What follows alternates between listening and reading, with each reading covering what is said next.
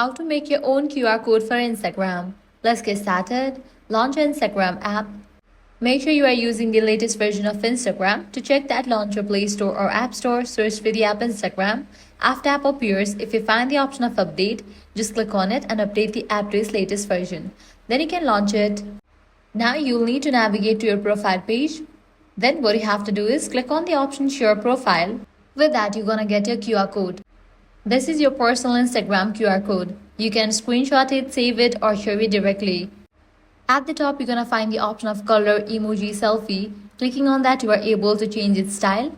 And once you do that, you can share it, copy it, or you can download it.